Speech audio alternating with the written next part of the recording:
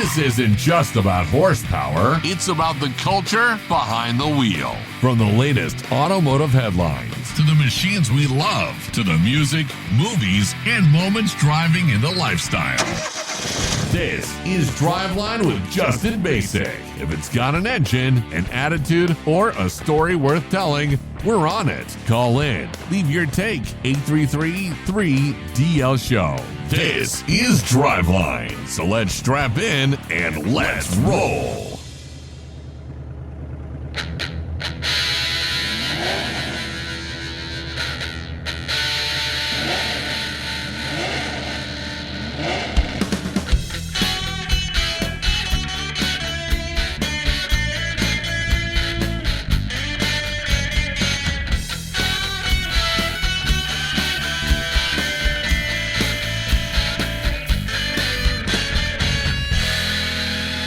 I was at a panel with Jay Leno and Jeff Dunham last weekend, and they referred to this sound as car porn music. Derogatory.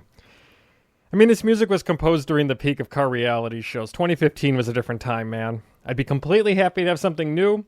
If you have any ideas, call me 833-3DL-SHOW. This is Driveline, weekly show covering the greater automotive culture area. And this week, we visit with someone I'm very excited to meet. So I said I like cars that have a story. I try to limit my buying of cars to ones that have some type of lore to them. And Tim Fabrizio is arguably one of the greatest at uncovering stories when it comes to cars. He's made numerous appearances on VinWiki Car Stories. He's managed to uncover cars the whole world's been looking for, like the one-of-one Victoria's Secret Lamborghini Diablo. He's bought several Mercedes-Benz from the West German tuning house ABC exclusive. Takes on all kinds of clients looking to find their long-lost cherished cars and has traveled the whole country doing so. He drives Nicki Minaj's Bentley Continental, and he even found a very special car I was looking for. So let's get into it. So what brought you out here to LA? Because I want to hear, because you've had some interesting takes on California, and I'm a native Chicagoan, so if it shit on California all you want. Okay, so I like California. I mean, it's got good weather. It's obviously one of the hubs of America, you know, it's like one of the three main hubs. But, like I was saying before with my friend, you can't tell what area is good and what area is bad because there's always going to be like bars on the windows, but like a 488 in front of it. Yeah. So it's very weird in that sense. Like you never know whether you're in a good place. When I moved here, I thought everything was bad. Like I was up on like Melrose by Pink's. Yeah. And I was like, man, this looks like a sketchy neighborhood. Yeah. It's like Melrose and I know. Yeah. So you get that like vibe off the place. Mm-hmm. And honestly, it's just like I have TJ Lamb with me. I don't know if you know who that is. He's Magna Cars. Mm-hmm. He you know, he's British. He lives in or lives in Canada. And so I've been trying this whole trip to convince him that America is not just one big sketchy place. And like as we're having that conversation, we go to a Walgreens and she's like locking the door individually for each person.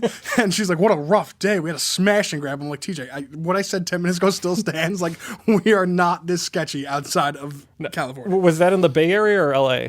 Bay Area. Yeah, no, definitely. Yeah, exactly. Yeah. Like, he's like, he can't comprehend that in New York, you don't have to worry about smash and grabs on the street. Like, nobody's breaking into your car. Like, I'm sure it happens, but like it's not like an epidemic like it is. Yeah. It's more NorCal that I kind of have a beef with than SoCal. Yeah. But yeah, I mean it's California. Mm-hmm. Yeah. So what's been your mission this whole trip?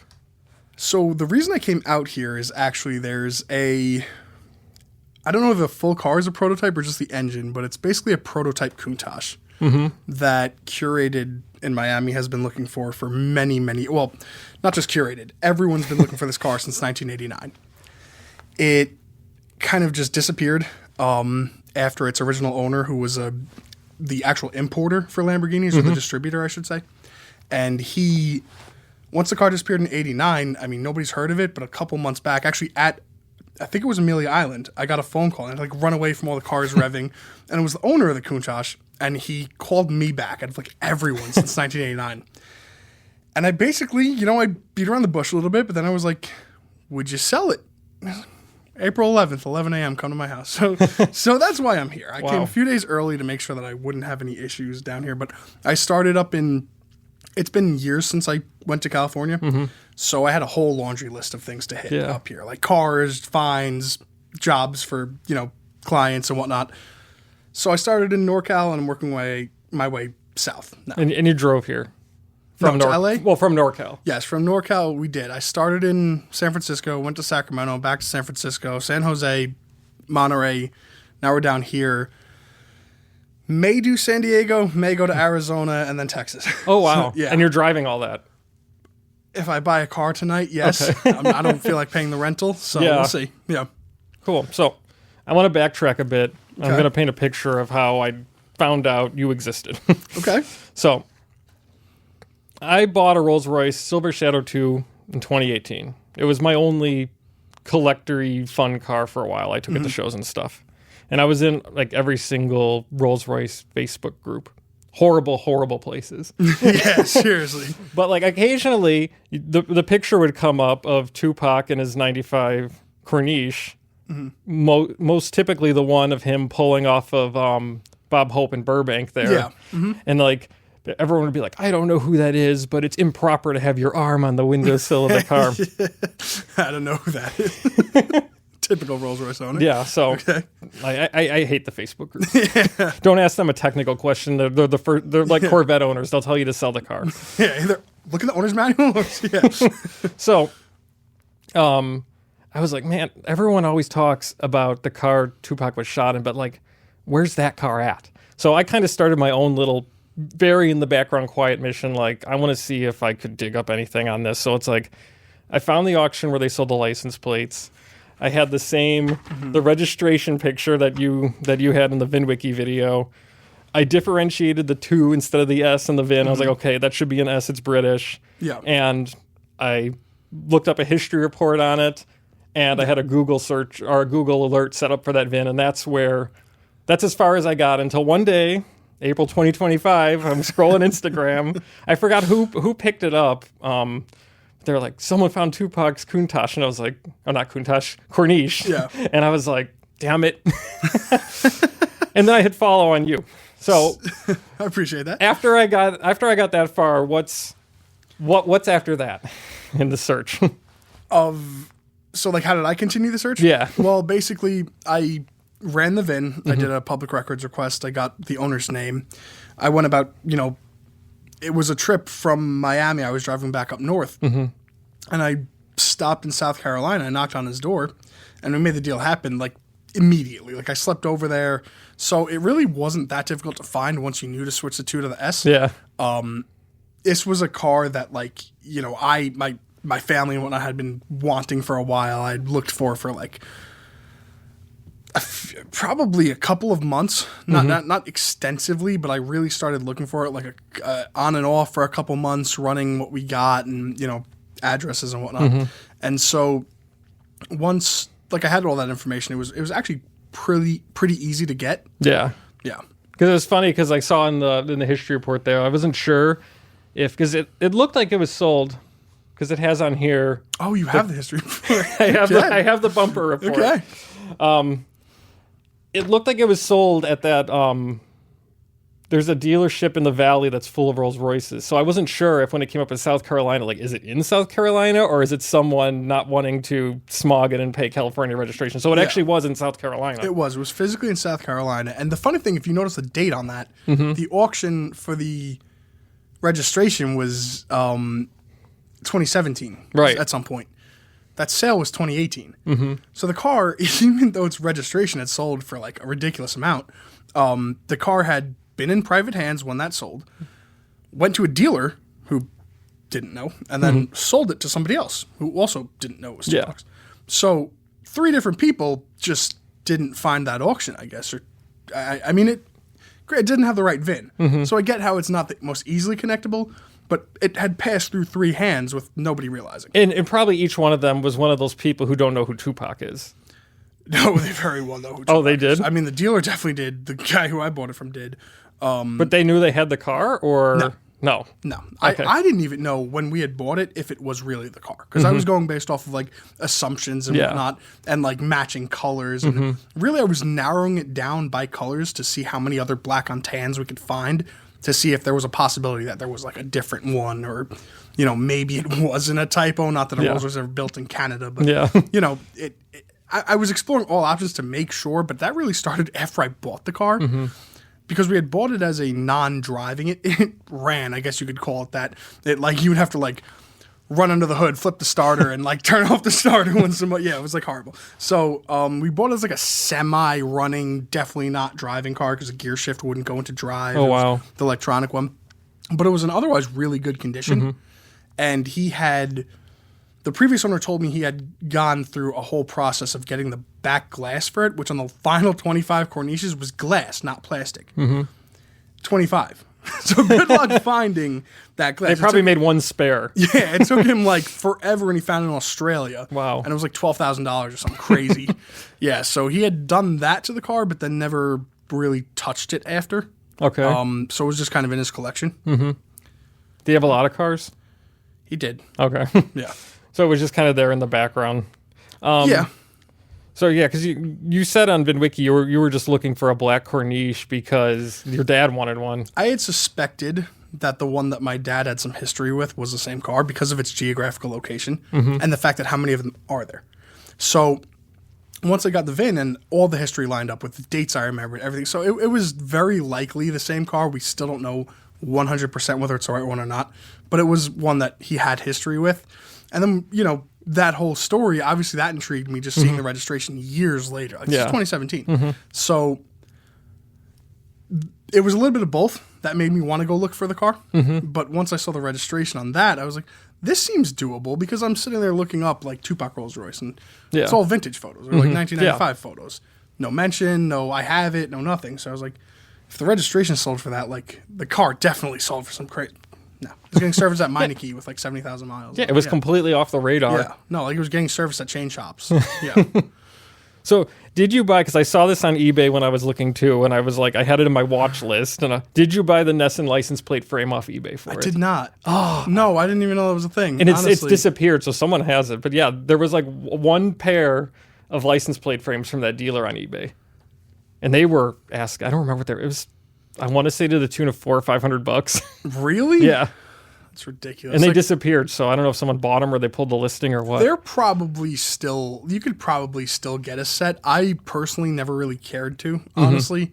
We bought the Tupac Hummer, and the tailgate of that, like they literally hand painted the word Nesson with the dealership's phone number above and under the word Hummer. Wow. So Nesson was a bit like Nesson sold them a lot of cars apparently through brokers, not maybe directly, but like through brokers and whatnot. They leased or bought a lot of cars from Nesson.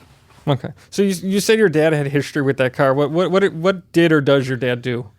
So my dad's not a car guy. I mean, he went to chiropractic school with this guy.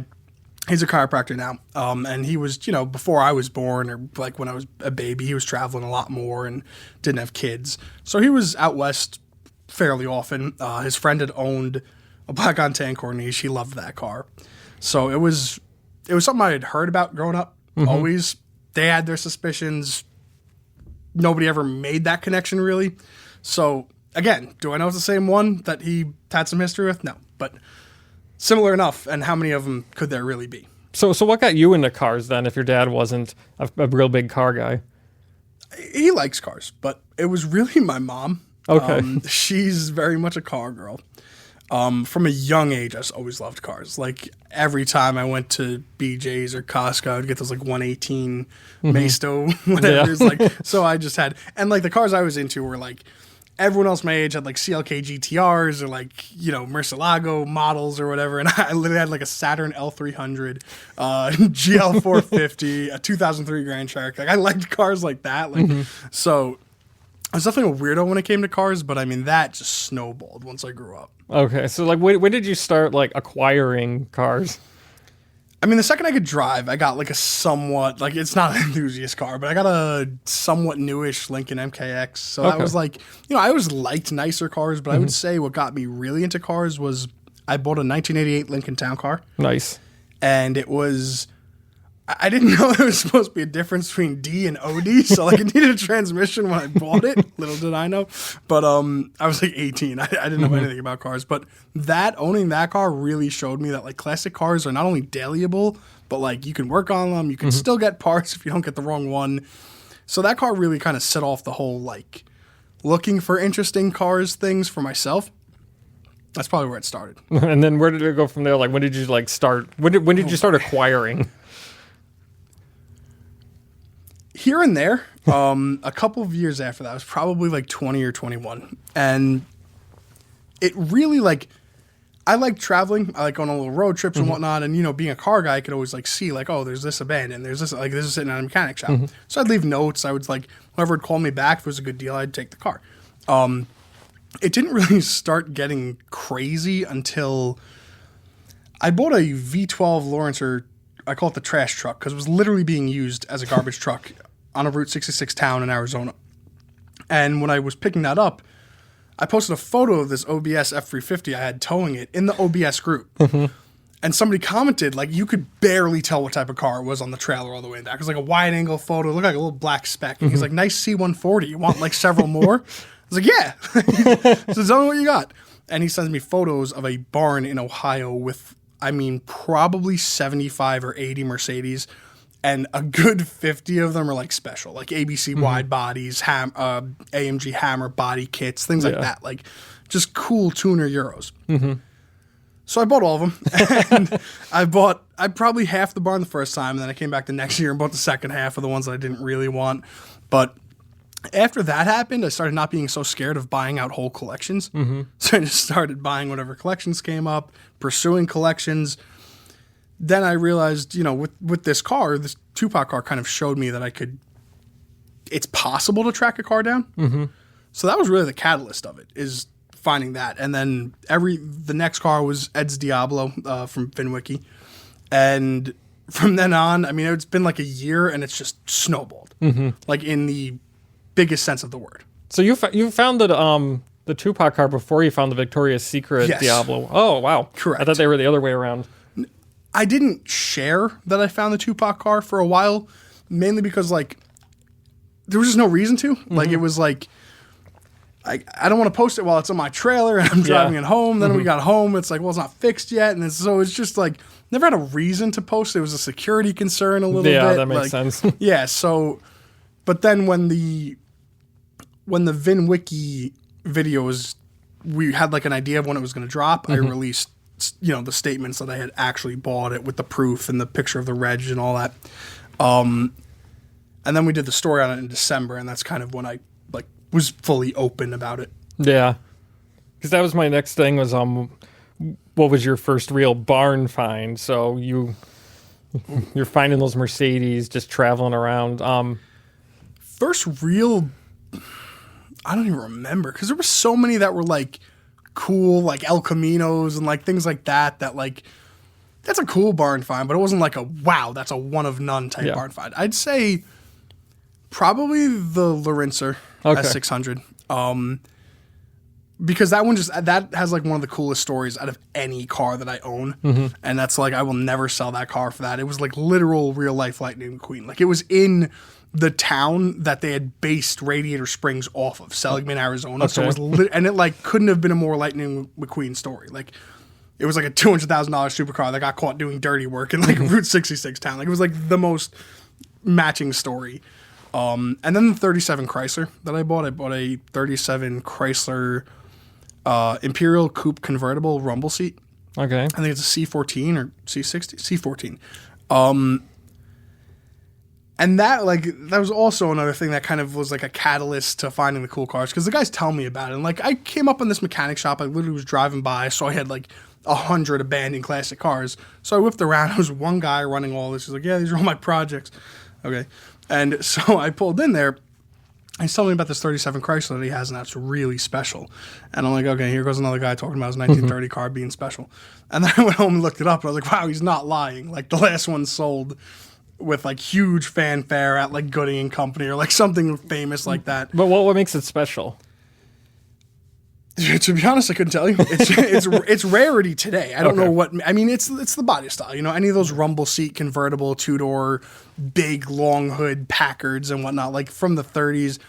they're special. They're like worth more than the hard tops or the 4-door convertibles or anything. But this one specifically is a one. It was thought that there was 6 remaining, and they actually had a meet the year before I bought it of like the 6 remaining at Pebble Beach. And look at all of them together. And it was a 7th. Yeah, it was a 7th that nobody knew about because there's registries on those cars. Like they're well documented who owned it, who restored it, who did what on all the other remaining 6. This one was literally rotting in a barn since 1952. So it was like before the people who started the registries were even alive. This thing was like rotting. It's just a used car then. Exactly. Well, it was. So the funny thing was it was part of a 2-car purchase with the Woodstock Hotel. So they had bought a Packard in burgundy and that Chrysler in beige with the burgundy interior. So they were like flip-flop color schemes, but those were the hotel colors. Got it. So they never left Woodstock, either of those 2 cars. And the person that I had bought the 37 from, his mom had actually owned the Packard decades before he came into the 37. So like that's how small of a town it was. It was like everything stayed local. And do we know where the Packard is now? No. it's still up there. Yeah. According to I think I did ask, and he said that it went to a collector who has a lot of like other pre-war cars. So it's not like sitting abandoned like the Chrysler, because the Chrysler went to somebody absolutely insane who just like parked dozens of cars in barns around his property and then traded it to somebody else who then sold it to this guy. So the car hadn't seen the light of day, since 1950 because it was basically crazy car hoarders. Yeah. Yeah. So, when did you start searching for cars for other people? Was it with Ed Bullion's Diablo? Yes, I would say that was the one that started it. And that was another car that people had been looking for, like public pleas on Instagram, VinWiki videos. I mean, news articles like, "Can you help Ed find this?" Like it had been out there for years, begging people to find it. So once I found it, like relatively quickly, I was like, this might be doable. And then other people had watched when that video came out. Other people had started reaching out to me, like through Ed, emails, just DMs, all that, and he was forwarding them to me, and or like texting him or whatever. So really, after the first like VinWiki of finding the Diablo, everyone had just asked me to start helping find their parents' cars and whatnot, and it was such an influx that like I had no idea what I was doing. Like I hadn't found a car for anyone, so like I was pricing it wrong. I was like, for the amount of stress, because if I hate taking people's money and not finding their cars, like I will literally, not always refund depending on how much I did, but like I want to if I don't. Like I don't like not finding people's cars. So I was hesitant to take on a lot of the jobs at first, especially the ones where like, I don't have a VIN, I haven't seen the car since 1970, can you help me? Like, sure. Like it sounds completely impossible. But then I did like 5 of those and we found all of them. So then it was another 5 and all of them. So up until this most recent round, I have 100% success rate on finding the cars, even if we didn't have a VIN, one photo, 1950, like all that. So I was like, nobody else is going to help these people. So like I might as well.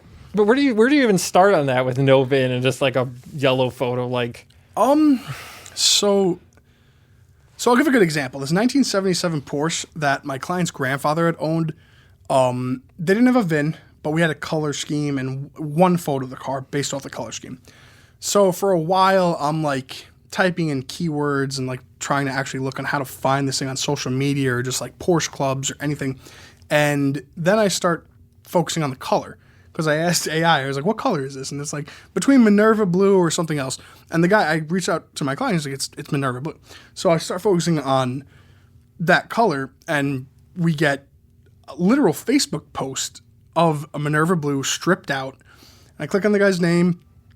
It corresponds with the story. The guy's like, I sold it to a contractor in Newark, Delaware. I click on this guy's like Bear, Delaware. I was like, how far is that from Newark? It's like a mile away. I click on his profile, he does like roofing. I was like, and he's restoring a Minerva Blue 77 911. I was like, what's your VIN? Like, I hit him up. I was like, can you just tell me your VIN? And he's like, I'm on vacation right now, but I will get it for you. It was a match. So with a lot of old cars like that, you can match it based on their attributes. Now, muscle cars, like I was thinking this trip, I don't think I'm taking on many more muscle car cases at the moment because those are the hardest ones to find. Especially, like I was hired on I forget the actual colors, like Camry Beige GTO. And that car, I don't have that high hopes of. We don't have a VIN. We don't have anything because it's also the worst color for a GTO. And it had like hubcaps, like just like the worst specs. So many things of that car would have been changed. But I'm still trying on it. I'm still doing everything I can. There's ways to get cars that were registered to people if you have like, DMV records and whatnot. So I would usually start there. And that's probably the most expensive way to start, but also the most foolproof if it's not like 1970 I own the car. But most of the ones that I found from no VINs were just based off the attributes of the car. Okay. So,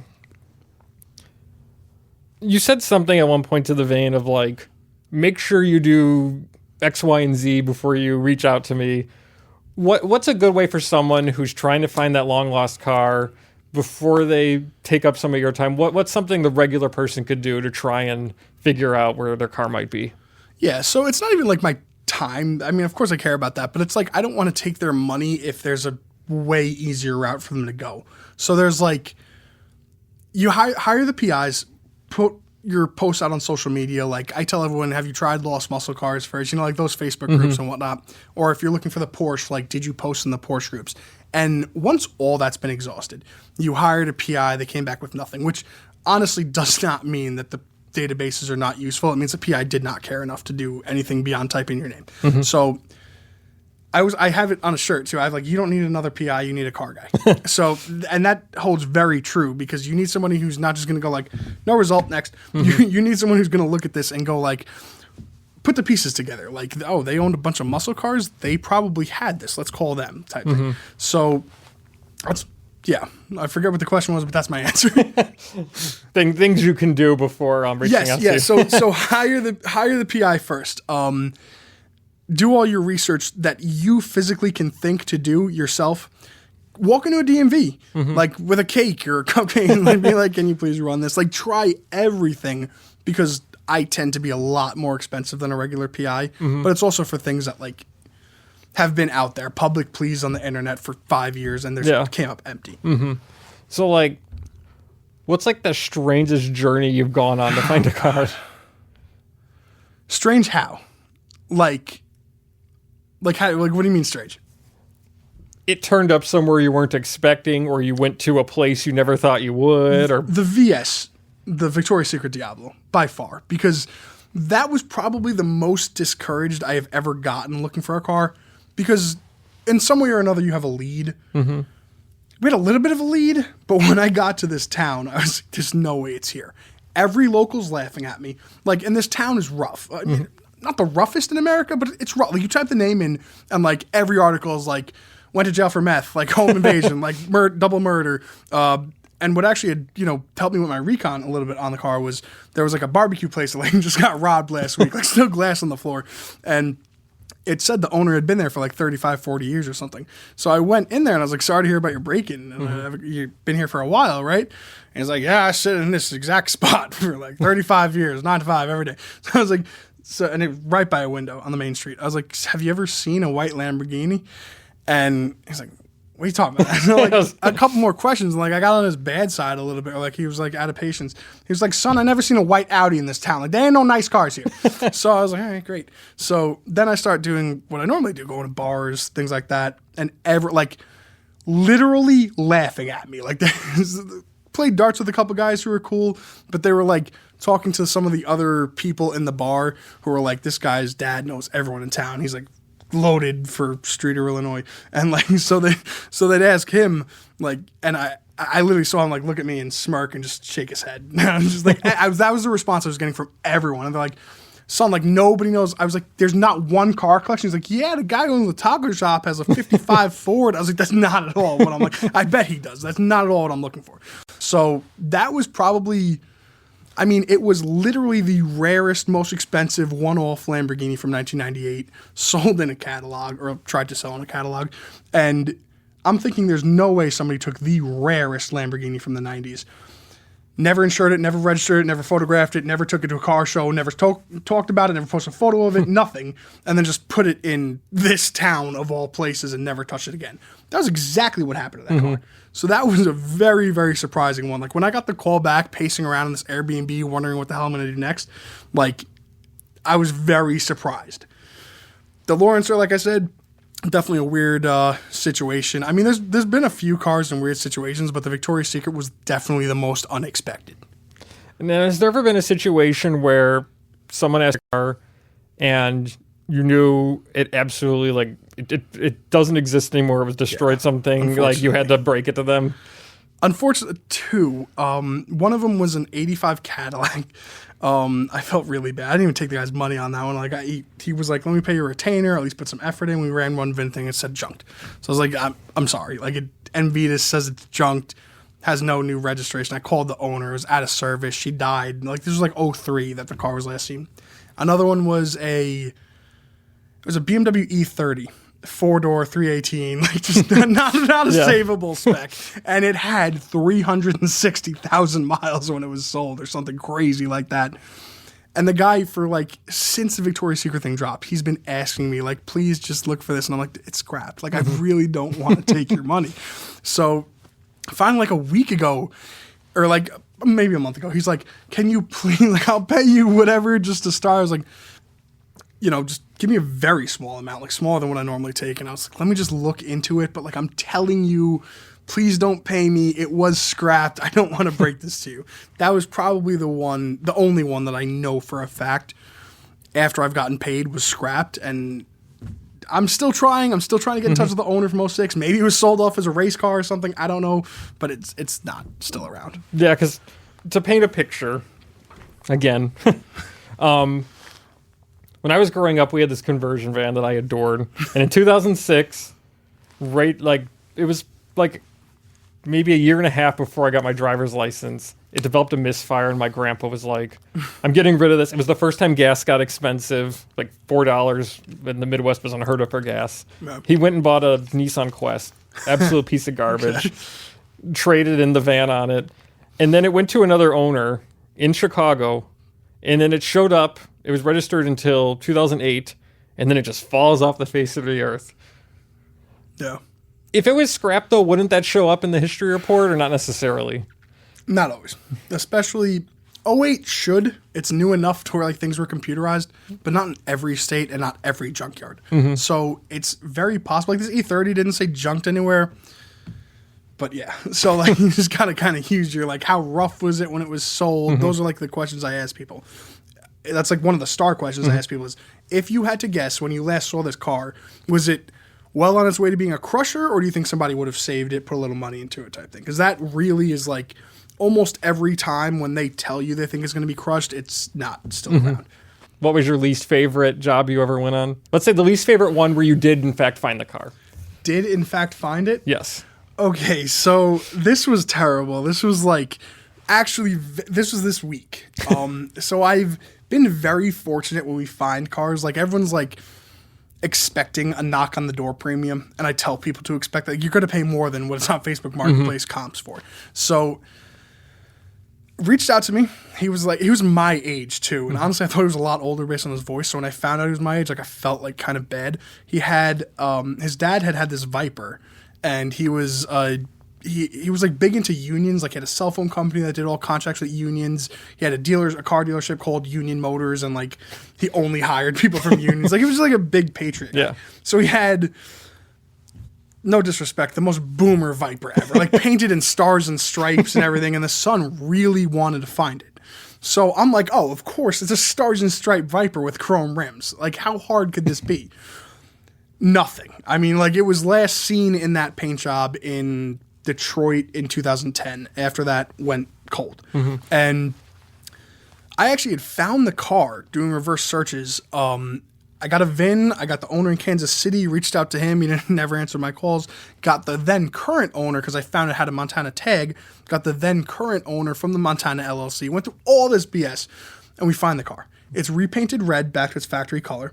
And I called the guy on, and he's like, "Oh, it's factory paint." I was like, maybe, you never want to piss these people off. So like I was like, oh, maybe it was just a wrap, like knowing full well it was airbrushed. And he's like, oh, well, now they mention it, like, yeah, we changed the pumpkin underneath, and there was red overspray on everything. I was like, yeah, 'cause never mind, it's not original paint. So I'm like, great, we found it. It had 70,000 miles or like 60,000 miles or something, and most of them were this guy's dad. Like he had used it as like a daily, like traveling around and whatnot. So I'm like, look, like we finally found it. I spoke to the guy. I was like, can you consider selling it? And he says, yeah, it's one of 4 Vipers that I have, and it's one of 2 that I don't care about for anything. He's like, I bought number 62 because I was born in 62. But so I was like, oh, great. It's like, he doesn't care about this Viper. He's like, let me see what I'm into it for. Let me see what I'm going to replace it with, and I'll call you back. And so we're getting really excited. Like, this might happen. This guy might get this car. I went through all this trouble for months. It was one of the cases that I thought was like really going to be impossible that I wasn't going to solve. Solved it, and the guy gets back to me like a couple days later. We're waiting so anxiously, and he's like, yeah, I think I'm going to replace it with like a 2026 Scat Pack RT. I was like, all right, so what do you want for the car? He's like, that. I was like, I hopped on Car Gurus. I was like 65, 70 grand. So I get back with my client. I'm like, you're not going to believe this. Like, you really get the shit end of the stick on this one. Like, the guy doesn't want it, because we're thinking repainted first-gen Viper with 70,000 miles, like 30, 40, 45 would be like absolutely astronomical, and like 50 is like almost a no from him. So I said to the guy, I was like, I don't really have any Dodge dealer connects, but like, how much would you want cash? He's like, 75. Oh my gosh. I was like, dude, like, I got back with my client. I was like, it might be cheaper to get him a Scat. So, yeah, we're in the middle of like trying to solve that right now, but that was the most disappointing I had ever had, and probably the most unrealistic ask ever. So then I had like a stroke of genius. I was like, wait, what if we just go on Facebook and get one of the numerous ones with half the mileage and original paint for 35 grand, and we give it to him, and we tell him, let's get you a better car, because you literally said, I'm not attached to this thing one bit. I don't care about it. I haven't driven it in years. I was like, let's just get you a better example, and we'll do an even trade. And he left me on red. Oh. So he's like, I don't know if he's like trying to milk the situation, but like, I've never had that happen this hard. That's insane. Yeah. So I also wanted to get into a little bit more about what you collect. I saw your video on the ABC exclusive Mercedeses. Did they ever make it back to back east? Two of them did. Two you had in the video, yeah. So the other 2 are still in the planes. One of them I was told runs and drives no problem. You put a brand new tire on it. I get there and it literally has no tires on the other 3 and one brand new tire on the front. And the steering is like Bluetooth. I was like, what do you mean this runs and drives? So I think that VinWiki story actually dropped on it. It was like a whole thing about this guy kept like trying to cancel after I had paid him in full for the car and was like driving 30 hours, like every 4 hours he would try to cancel. I'm like, buddy, I'm literally in Maryland, right? Like, stop. So I get the car and I get there and there's no way to move this thing like efficiently. Like, we had a flatbed, but no transporter wants to pick this thing up because the steering box is rusted off. Like, there's no can't even fix it. So yeah, that car's still sitting in Missouri. I have another one sitting in Missouri as well, just because it's very close to that one. Bought those the same weekend, actually. 2 ABC wide body white Mercedes 4-doors. And I was just like, when I come back for that one, like, I'll do a package transport on the other one. It's like $60 a month to keep it there, which like I couldn't store a spare wheel for that in Long Island. So yeah, here you're talking over $1,000, $2,000 a month for car storage. Yeah, so some of the cars I don't mind leaving places if like they can't physically get any worse. Like they need paint, rust, everything. Like, just sit there. Like, you're fine. So yeah, in terms of what I collect, it's not even all the wide bodies. I actually don't really love the way they look. I just love the rarity and they all have some crazy 80s mods done to them and some crazy stories. But I love the tuner Euros, definitely. Like, those are my thing. I love 80s, 90s tuner Euros. So what's your dailies right now? Like, what are you driving interesting? So I put 120,000 miles a year on my cars. So I go through dailies like every 4 or 5 months or so. So right now, not for long, I have a 2008 S550 4MATIC. Okay. Which actually in itself, I didn't buy that car thinking it had a story. I got it from my PI, who got it from one of his friends in New York. And it turns out it was owned by Guy Gentile, who, if you look him up, is like on the run for defrauding people for like $1.9 million. Like, he had a thing for W221s because there's an article about how he didn't give his like Russian sugar baby girlfriend 50 grand to start a business, and she drove his other 221 into his pool. And like, so this guy is like on some crazy run from the law or something. And so I got the S-Class really cheap, and his mom told me that the owner died. I guess you didn't want to tell me that it was this guy. But so that's my current daily is massive crypto scammer or whatever S550. And do you still have the 140 you drove from Florida to get those other cars? Yes, that's a keeper car. Because like just when I bought it in Florida, you know, you're test driving it. So like I'm trying my hardest to make this thing do something weird. Trying to like see if this transmission clunks, if I like get on and off and on and off. Nothing. Like it wasn't a single stray vibration. It was the best example of a W140 I have ever seen. So I kept it because it was dead reliable, treated me right, and it looked mint. Yeah, so I still have that one. That's definitely a keeper 140. That and my 600 are probably the two 140s that I would keep. I briefly, how long did I have? 2 years. I had a 600 W140. Okay. And I was so dumb to buy this thing. So yeah, tell me about it. I found it on, I was still looking at Craigslist at the time. I've since moved on. I almost exclusively buy through auctions now. But I found it on Craigslist. It was over there in Culver City. Yeah, W140 S600. The mileage, where was it sitting at? I think it was at like 164. Reasonable. Yeah. He wanted $6,000 for it. Okay. So I went and looked at it. Little rough around the edges, but it ran and drove. I was able to drive it around the neighborhood. He replaced the engine wiring harness that was brand new. Yeah. There was it came with a bunch of spare parts. So Nice. I was making a deal with him on it. It was running a little warm, and there was still a little bit of frayed wiring on another part of the harness. So I got him down to $4,500. Okay. It's not terrible. I bought I don't like telling people about this one because it was like such an I told you so to everyone else who told me not to buy it. But I bought a freshly repainted, like the guy had put like $15,000 into this car. 1997 S600. And I mean, this thing was mint. Like it looked like, especially with the rims I'd gotten for it, and it was like a little lowered, it looked like one of those like $35,000, $40,000 Instagram builds. But it had 362,000 miles, and the guy only wanted like $4,000 for it. Yeah. So I bought it. I towed it home from Ohio. Same guy, same Ohio guy. Slowly buy cars still from him. And it lasted. It was really reliable for like 2 weeks, and then it just pissed out all the transmission fluid like in New Jersey. And that was the first car out of all these miles, all like 40-year-old cars being driven across the country. That was the first time I've ever had a car break down on me. So I was like, how dare you? What is this? Like, you only have 360K and are a 20-year-old S600. Like, how dare you break down? I was like offended. Like, so other than that, like, I haven't bought another 600 for that reason. I'm honestly kind of scared of Mercedes. So what happened after this?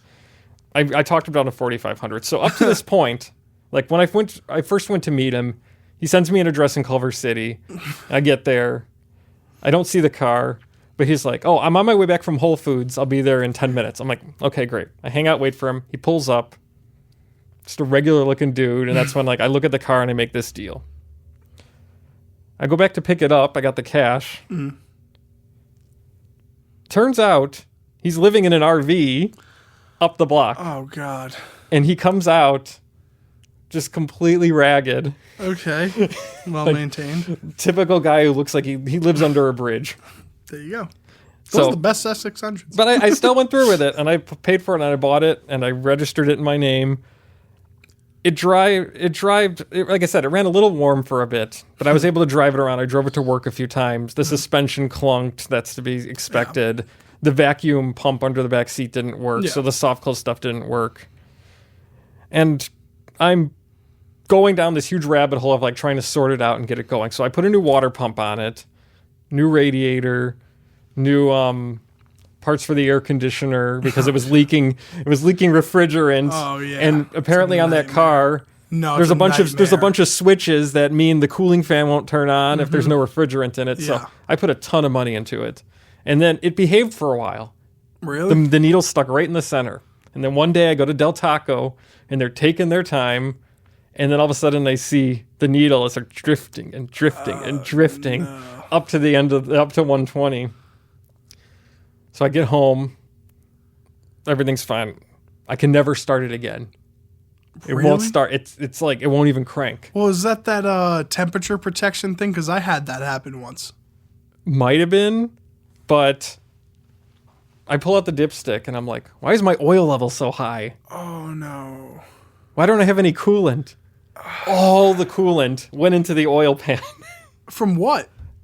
I don't know. The head gasket might have blown. The case might have cracked. No. I never got that far. I bought a head gasket kit from England, like a Felpro one. It was like the only place I could get it from. I still have the kit. I don't have the car. Okay, yes. And I started tearing it apart, and every fastener on that engine was stripping because they were all like Allen screws. Mm-hmm. Oh my God. So I was like drilling out every screw, and I get to the point where I tear it down, and I was like, what am I doing with this? I sold it for $2,000 for parts. A guy in Glendale bought it because he wanted the interior from it. But after that, I was like, I'm so done with German cars. Well, your experience was a 140 from a trailer. Like, yeah, like the 140s are the scariest platform. Like, no matter how much that S420 has treated me really well, I will never be confident driving it. Every single mile is like, is that gonna break now? Like, so I get that. Like, try a W124 and get back to me. Like, it's like a breath of fresh air, honestly. Nice. Yeah. That and the other horror story I had. Same thing. Buy a cheap German car. Where'd all the coolant go? I wanted a Porsche really bad. This is so stupid. I wanted a Porsche really bad. I bought from Mannheim. Okay. Like the cheapest 996 cab in the world. Why? Who told you to do that? me being selfish, being like, I want a Porsche, but I don't want a Boxster. I want a 911. So I bought it as a non-runner. It comes home. It's got no coolant in it. Okay. Top off the reservoir. I hear pattering, and it's coming out the exhaust.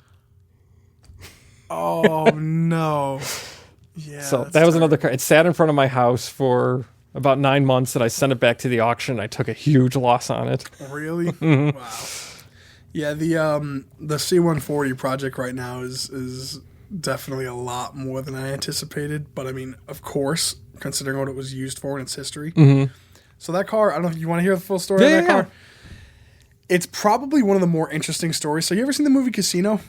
No, I actually have not. Really? All right. Well, yeah. So when she's getting in the Mercedes to like run with all her money, that's basically what happened in this car. So this woman was trying to escape an abusive relationship in Vegas. So she got in this Lawrencer, put her kids in it, tried to make it to family in Texas, and she stops on this little Route 66 town, gets gas, didn't realize or something that the husband was following her with a friend. They got out, like, beat the crap out of her. She went to the hospital. He went, like, took the kids and went on the run. And, like, it was a whole big thing. And the town was so small that the police impound was the back of the gas station. So they literally just brought it to the back of the gas station. And it sat there for, like, 8 years. And then this very nice family in Seligman had bought it to try to kind of motivate their Cheeto-covered son to, like, get a job and a driver's license and, like, fix it up and use it to go to work. And I'm like, you know how much that wiring harness cost? Like, more than the whole town. Yeah. But, yeah, so that obviously got nowhere. And they then started using it as its only purpose of taking them and their neighbors and whatever trash to the municipal dump. So to not ruin their '06 CRV. So this car literally became the town garbage truck. And it was, as far as I know, or from what I've read, it's a 1 of 6, and Michael Jordan had one of the other ones, like also 1996.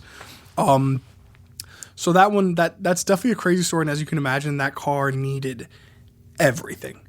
And the best part was, on the title, it says like 196,833 on the mileage or whatever. So I'm like, how many miles does this thing have? It's about that, maybe a couple more dump miles or whatever on it. So, okay, so I go and I start the thing up, like, after I paid for it, and it says 096. I was like, huh. So it's like almost exactly the same. And I get out and I look at the tires, and they're from 2015, which is the year that the car was parked, but they're like brand new. It's like nobody put 100,000 miles on those tires. It's like, this is just a typo. Like, this car actually has 96,000, oh, wow, not 196,000. So I got really lucky. And, like, I checked the Carfax, and, like, unless it did 100,000 miles in 2 years sitting in an impound lot, then it's valid miles. Yeah.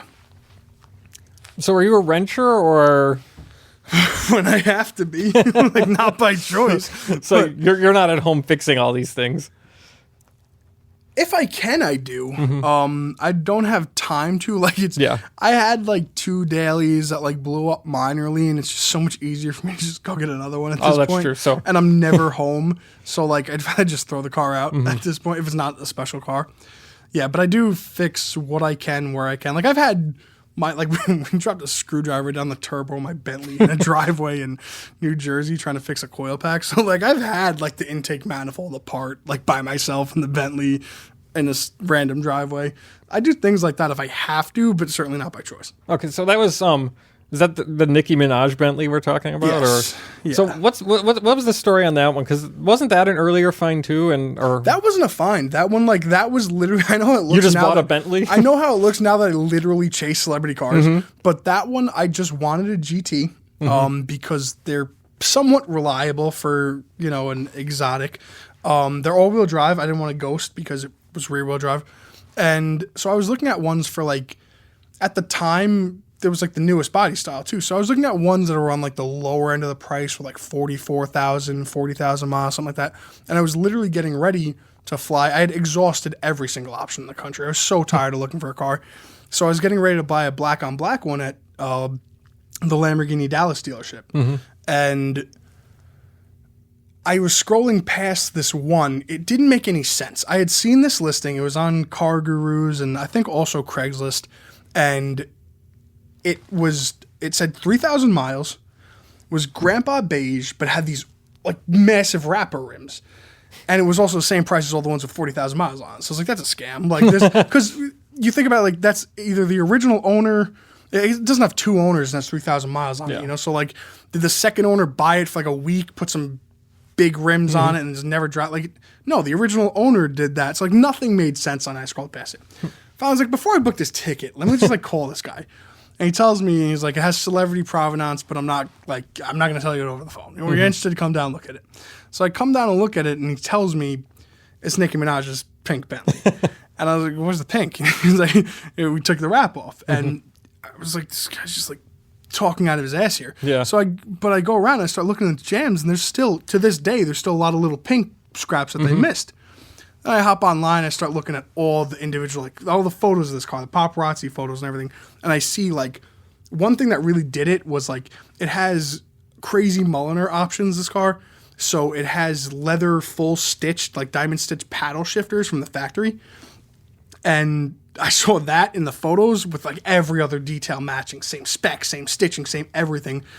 I was like, somebody stole the sunglass case out of it, but I was like, this might be actually the same car. So I didn't have any reason to doubt him. And then he hands me the title and says Onika Tanya Mirage or whatever, like her legal name. Yeah. I was like, okay, I guess it's Nicki Minaj. Yeah, so that was purely an accidental find. The Celebrity Car Museum in Branson, Missouri, love that family, awesome guys. He had told me that fact. He's like, dude, you just sold it to me when it had 3,000 miles. Like, I would have paid you a significant profit. Yeah, but I want to drive it. Yeah. So I ruined it. In like the first year, I put 42,000 miles on it. Oh, wow. Or it had 42 on the odometer, so I put like 39 on it. And when I say daily, I mean like I drove it in Pennsylvania's worst snowstorm. It was like 4.5 feet in the town that we were in. It was terrible.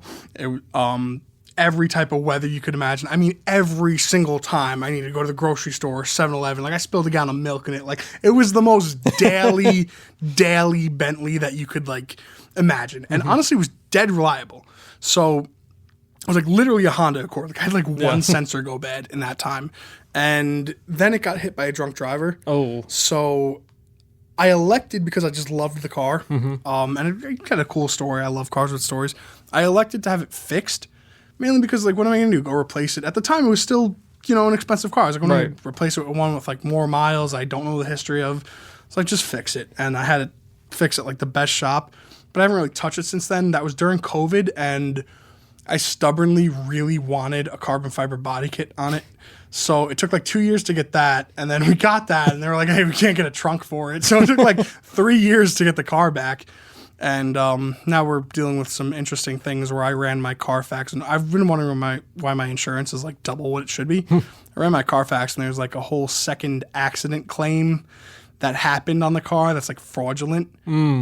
while it was parked in a body shop for a year. So there's now 2 accidents on my Carfax, and I'm paying insurance as if they relisted my first one getting hit by a drunk driver as my fault.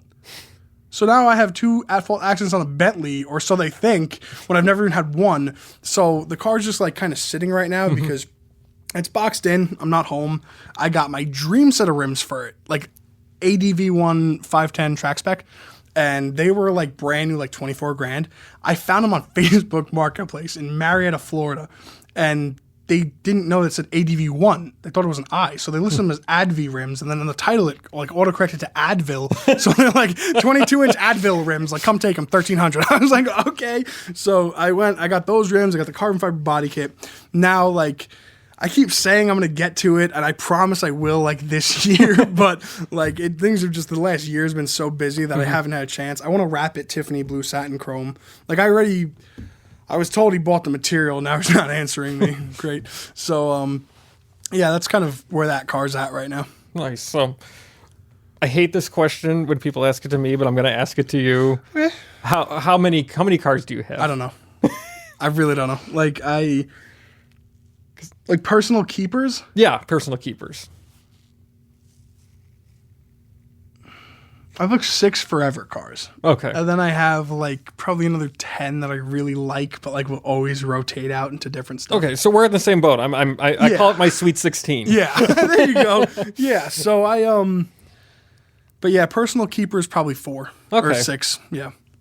It's not as bad as I thought. No, I'm not like trying to have a collection yet. Like I'm too busy. I neglect these things. But like there are just some, like the Bentley and the town car, you will never, if you see me selling them, I was kidnapped and killed. Like I will never sell those.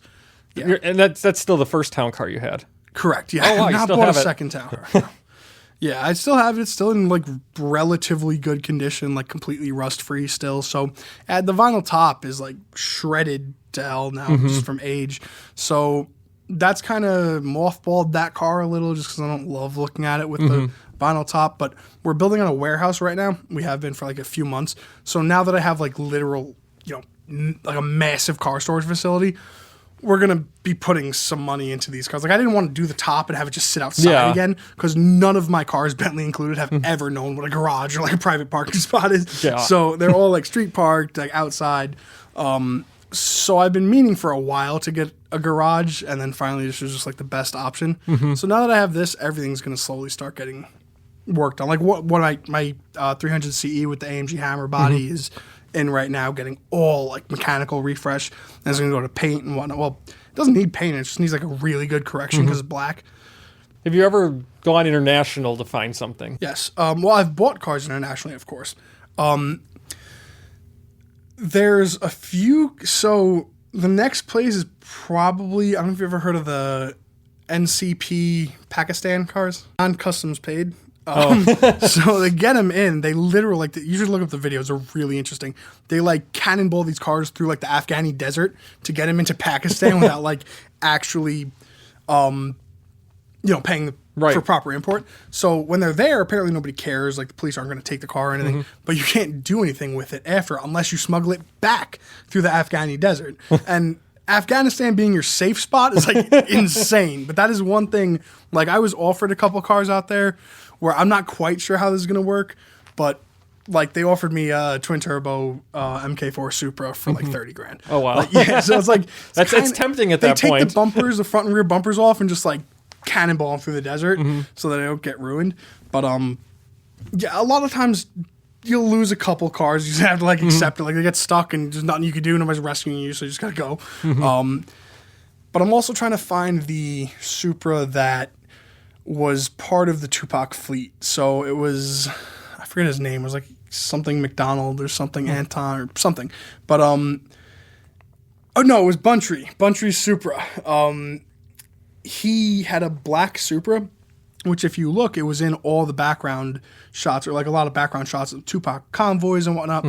And it was actually in the police report as taking bullet damage from chasing the people who killed him, which doesn't make any sense how a 94 Cadillac couldn't outrun a Supra, but okay.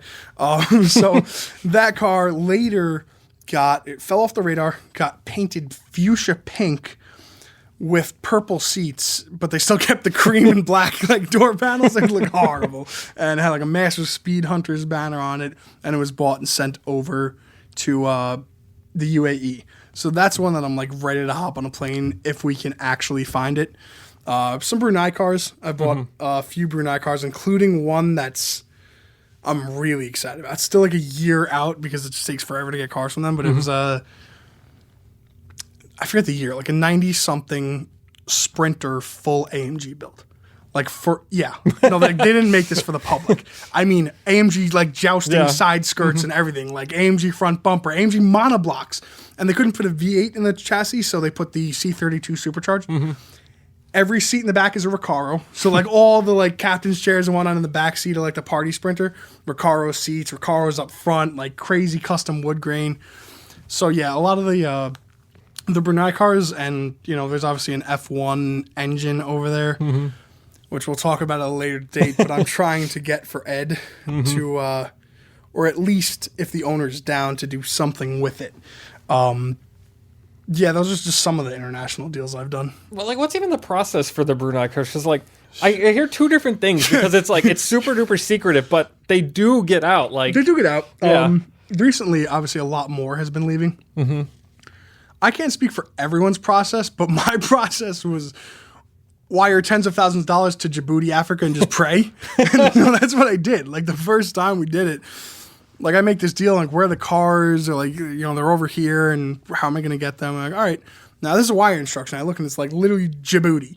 Like I didn't know it was a real country. That sounds like a dad joke. Like just wire 40 grand to Djibouti. Like so, that's what we did, and by some miracle, the cars arrived. Now, it's become somewhat known that the Brunei cars are a little bit rougher than anticipated for the mileage, as well as just how they're kind of represented sometimes. But that's not the fault of the family or anything. It's like people selling them, flipping them, the citizens of the country. But in terms of the process, that's how the Sprinter went. Like I sent the guy money and sent him a WhatsApp. He didn't reply for like 4 days. I was like, please tell me you got it. He's like, got it. That was the last correspondence I got. I don't have a title. I don't even know what year the van is, to be honest with you. So, but I got a VIN, so I could look it up. But once you pay, it takes, or at least for all the prior ones, they kind of take forever getting the export paperwork. So there's like deregistration paperwork. So on Brunei's system, it gets deregistered from the person and put into your name for export, as far as I know. And so that takes a while, and then getting them over here takes a while. So like the first cars took like over a year, like 14 months. Second ones were a little faster. The Sprinter has yet to be seen. I'm fine being patient on it, but yeah, it's quite a process to get them out of the country. So is it cars still owned by the family, or is it cars that left the family and now they're owned by private individuals there? Both, because a lot of the cars had left, from what I understand, they're like private, like in-country auctions for like the citizens or whatever. So a lot of them buy them and they're like, oh, Brunei car, which it's true. Like the S-Classes that I bought, the address on the registration was they're like Imam Del whatever, and like I translated it's like Castle of the King. It's like the address on the registration, which is kind of cool. But yeah, so like in that sense, like a lot of these cool cars obviously started out as Brunei Royal Family cars. But like I'm not wiring Prince Jeffrey himself. So like, yeah, it's you go through people and you just kind of got to hope that they'll show up. Is there anything in that collection you want to get for yourself, like specifically? Well, for myself, no, because I mean, yes, but I drive way too much to use any of the cars. I was offered my biggest regret, and I'm sure the guy who offered it to me is looking at this smiling. He offered me a 4-door Bentley Continental R, I think. It was like the one that's a 2-door with the big blinkers underneath the headlights. And it's a 2-door for like everyone else in the world, but this guy had it made into a 4-door and paid all the R&D instead of just buying a 4-door Bentley. So they offered me this car, and like it looked like a proper left outside for 30 years Bentley. From like the suspension was slammed, like Carolina squatted. None of the wood grain was intact. Like it was really, really rough. And I'm looking at this thing like, how do you even get parts for this? Like he offered it to me for a price where I was like, it's not really like the coupes are kind of going for that in really good shape. I know this is a one-off model. I was like, I think I'm going to pass on this. I don't want it. That car like went to the Netherlands or something and sold for 10x what he offered it to me for with that, like with the sagging suspension and crack wood. Like I was looking at this like, damn, it's going to need a lot of money. Didn't put a dime into it, brought it overseas and flipped it. Wow. So I try not to say no if they offer me a cool car now, but I mean, I would love the Dominator SUV, the Bentley SUV. Yeah, me too. Yeah, who wouldn't? Yeah. The crazier tuner cars, like they had an SGS Gullwing, they have, you know, some Koenigs that like nobody knows Koenig made. Things like that, like the really special like wow cars, those are the ones I want from the collection, obviously. So I thought I would go the Ferrari approach and like buy some regular C140s and that they'd like me, but they don't. So I'm still getting offered some of the like lower end stuff right now, but I'm fine with that. Because the lower end stuff is still awesome. Yeah. It's like the crappiest car I got from them was like a 936 mile C140 S600. The one that stood out to me as a GM guy was the Pininfarina Suburban. It's so weird and stupid. Nobody's but seen that thing though. Like really? out of all the there may be modern photos, but I haven't seen any. And I did ask my guy about it, and he's like, "What the hell is that?" I was like, "All right." But yeah, I haven't seen any modern photos of that thing, or like now that you've seen like the whole collection leaked and whatnot, it hasn't popped up. Ways people can get in contact with you. I have an Instagram that's probably my primary, just because it acts as like also a resume when you go on there, kind of. I have all my contact information up there. You can email me at barnfindking@gmail.com or say my phone number, or I don't really care if it's 516-508-0045 is probably the most direct way to get me. So you can contact me there. I'm currently setting up a website right now for like when I feel like taking on new cases, because the next year or so right now, I plan on just going crazy, hitting off these lists of like all the projects I'm doing in LA. I'm doing some things with like the dub cars, some of the Midnight Club cars, like things like that. So we're kind of putting together a little like secretive project right now of like the cars everyone knows but has no idea of where they are. So I'm focusing on that, as well as trying to get all of the abandoned Lamborghini Diablos and Countachs that exist in America. I've been putting together a list of the VINs of abandoned ones. And how many is that about? Hundreds. Really? No, there's hundreds. And it's an accurate list. It's like, I was putting this together all based on a whim, not exactly going to say how, like I'll tell you in private, but I was putting together this list through just like speculation of like these cars are probably abandoned. And after getting owner contact information and whatnot and contacting them, it's like 90% accurate. Like 9 out of 10 people who answer the phone are like, yeah, I've had this car sitting in my garage for 20 years. I haven't touched it. So those are the ones I'm kind of like checking off the boxes now, because I love the worst examples of the nicest cars. Yeah, that's what I'm working towards now. So when I'm kind of not sure when the website will go up, but it'll be at some point. I'll have barnfindking.com, both the domains. So we'll see when that goes live. That's another. I'm gonna have a contact form with like all the FAQs and like the what you should do before you contact me and waste your money type thing. So yeah, that's gonna be the best way. Great. So thank you for coming down here and spending time with me. And absolutely, thank you for having me on. Thank you, Tim. Tim Fabrizio. Reach out to him if you can't find that one special car, or reach out to me, Justin at drivelineshow.com, Instagram and TikTok at driveline.show, and voicemail is always picking up at 833-3DL show. See you next week. Bye-bye now.